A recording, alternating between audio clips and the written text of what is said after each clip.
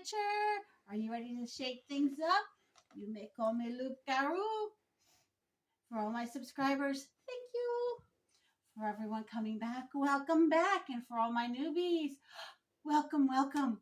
Come and sink your teeth into my opinions on all things movie, TV, and book. And I say shake things up because my thoughts don't always match popular opinion. And boy, am I going to ruffle some feathers this time with some good old-fashioned festive burnout. Scrooge has it right. Christmas, bah humbug. What should be a wonderful time to spend enjoying one's loved ones has become a mad cash grab of greed. But I'm not here to bash the whole of the holiday season. Have a happy Hanukkah, a Merry Christmas, a blessed Yule, and a happy Kwanzaa. I just want to bash 2 Christmas movies that anger me greatly. And the first one is the seasonal classic, It's a Wonderful Life. Now, why would I hate such a movie? Because it's full of itself. It is literally telling anybody watching that your personal choices don't matter. Because if one person leaves, every choice you've ever made was contingent on that one person. Stand up, Ralph. You're not allowed to fall over. Hold on to him. Keep him close, Daniel. Good boy. Now, you're wondering, why would I say that? Because the odds of George Bailey's little brother hanging out with George and his friends, if George didn't exist, is pretty slim. But here's the kicker. Clarence himself said that this was a world where George Bailey never existed.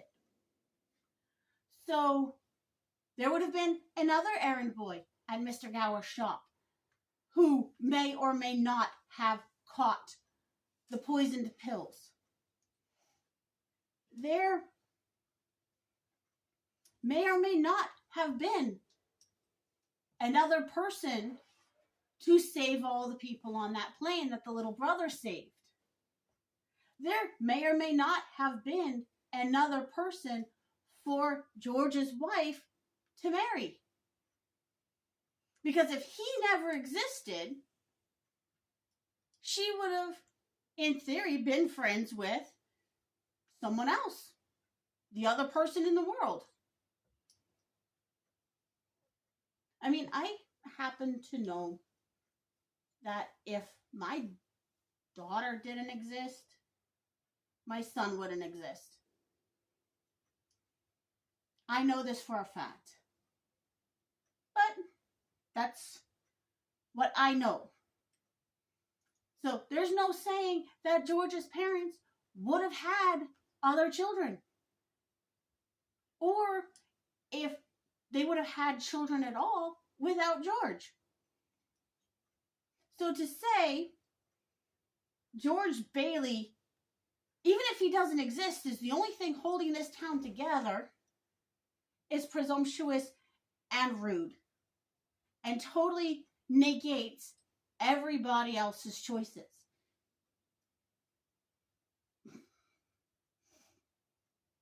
The only way I could see the movie playing out the way they show it is if George and his brother would have drowned when little brother fell through the ice. That way, George would have had an impact on the lives of these people. And then his wife could have said, I know George, so I do not want, and I knew George, and it would be wrong to tarnish my memory of him by falling for someone else. But to say, I'm never going to get married because George Bailey doesn't exist, you don't even know who George Bailey is, sweetheart. He doesn't exist. Vacuums get filled in nature. And to say only George Bailey could have saved that town is an insult to whatever alternate universe plans were made for that town. Like I said, if George Bailey had drowned with his little brother, then yes, his wife could have stayed a spinster. The building loan could have gone under. The plane of soldiers could have been shot down because little brother wasn't there to save it. And the little one who, the other female, the really ditzy flirt, she could have had her life of crazy promiscuity or scandal, however you want to put it. But the worst part about this whole movie is that the two biggest criminals, the two biggest problems are never punished. It's never even brought up that they did these things. Yeah, Billy gets yelled at, but he doesn't get punished. He lost the money. Well, actually, technically he gave it to the bank, but he gave it to the wrong person at the bank, and that person stole it and was still demanding more. And yes, I'm talking about Mr. Potter. Mr. Potter is the biggest criminal in the town, and he's never punished. He's still able to rule the town. It doesn't matter that all these people love George and are coming to his aid. So long as Mr. Potter moves the pieces, George's days are numbered. But that's one. I cannot sit through that movie at all. The other one hurts worse. And it's a cartoon. It's the Rankin and Bass Rudolph the Red-Nosed Reindeer. And I can just hear you guys now. Lucaroo, what could be so bad about this show? The blatant bullying of a child born different.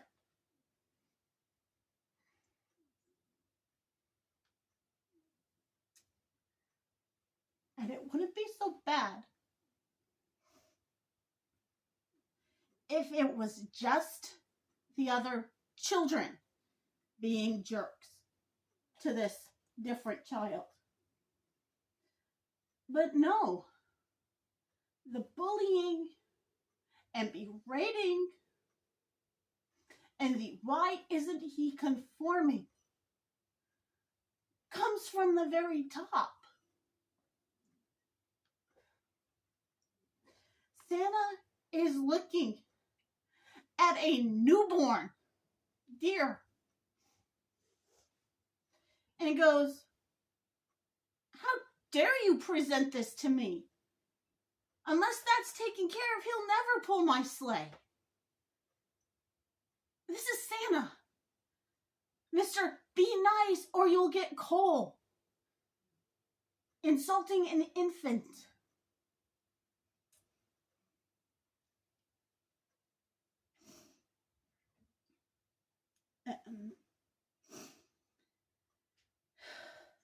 And he doesn't just berate the baby. How dare you, Donner, think that that defect should have been presented to me? He's berating his parents. Again, for something they had no control over.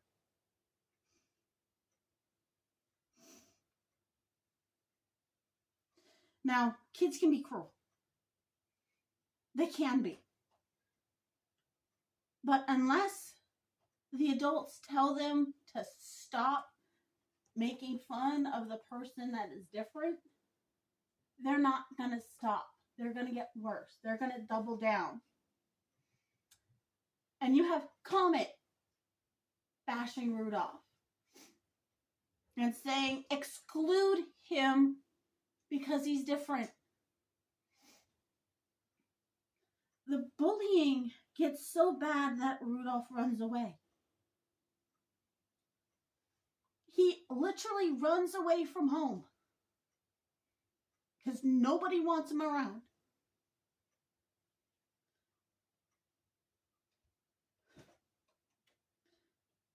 And then, when he finally matures enough to say, wait a minute, running isn't going to solve my problems, I have to stand up and say, I'm proud of who I am. This is me. I can't change it. He gets snowballed by Santa. Oh my God, the defect, the abnormality, the nonconformity that I bashed you for can now help me put my team in danger. Because your nose can cut through storms I should not be flying in. Your nose can get me through areas that are darker than I'm used to. I'm going to use you as a glorified headlight, and you're going to love me for it. It's just like Encanto. You have this great special gift. Quick, let's exploit it to keep the town enslaved to our gifts. That's not what we should be teaching people. We should be teaching them that it doesn't matter. Oh, you were born with a missing limb because it didn't develop right. Or you were born with webbed feet. Or you were born with an extra finger. Born with a cleft lip and palate. That's great. Fantastic. We love you. You're perfect. You were born with a glowing nose. Cool. Let's figure out what caused this so we make sure it's not dangerous, but we still love you.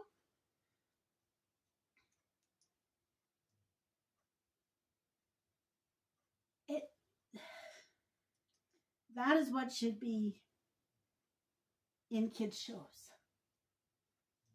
Not, you're a freak, you're a loser, you're a misfit. Quick, let me exploit you for my own gain.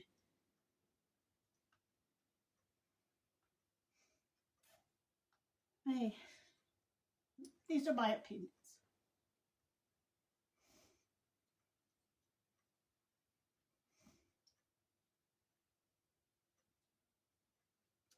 Feel free to disagree.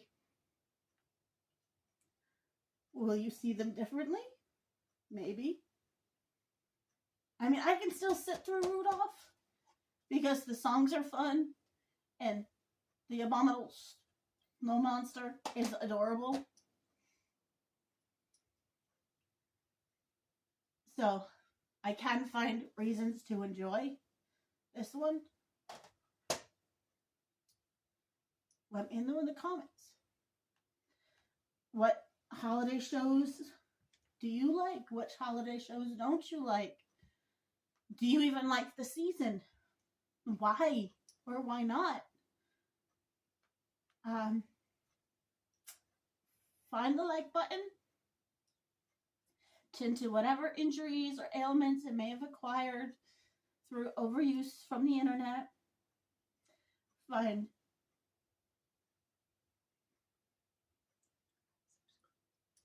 Find the subscribe button and save it from the zombie apocalypse. And remember, kindness is the key to understanding. So be kind to me, be kind to each other in the comments, and have, like I said, a happy holiday season.